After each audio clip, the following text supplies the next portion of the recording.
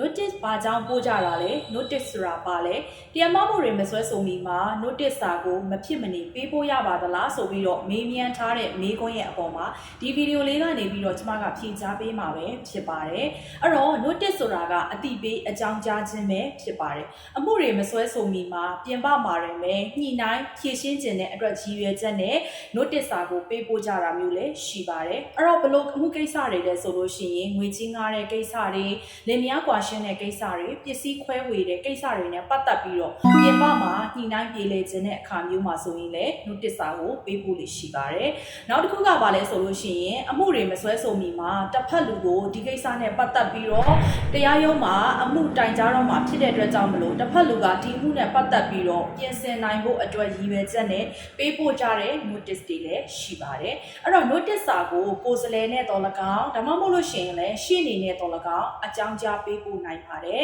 notice စာကိုတရားမမှုတွေမှာမဖြစ်မနေ notice စာပို့ရမယ်လို့ပြဋ္ဌာန်းချက်တော့မရှိပေမဲ့ကျမတို့ကမဖြစ်မနေပေးပို့ရမယ်အမှုကိစ္စတွေလည်းရှိတာပဲဖြစ်ပါတယ်အဲ့တော့ဘလို့အမှုမျိုးတွေလဲဆိုလို့ရှိရင်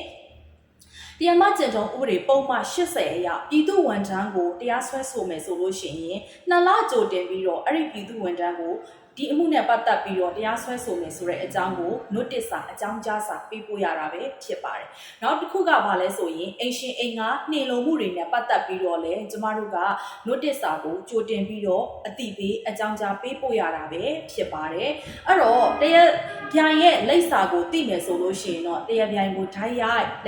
လိပ်မူပြီးတော့ကျမတို့က notice စာကိုပေးပို့နိုင်တယ်။တကယ်လို့ကို notice စာပို့မဲ့သူရဲ့လိပ်စာကိုမသိဘူးဆိုလို့ရှိရင်တော့ကျမတို့ကသတင်းစာကနေပြီးတော့ကြော်ညာထည့်ပြီးတော့ notice စာကိုပေးပို့နိုင်ပါတယ်ဆိုတာကိုဒီဗီဒီယိုကနေပြီးတော့ဥပဒေဗဟုသုတအနေနဲ့မျှဝေပေးလိုက်ပါတယ်ကျေးဇူးတင်ပါတယ်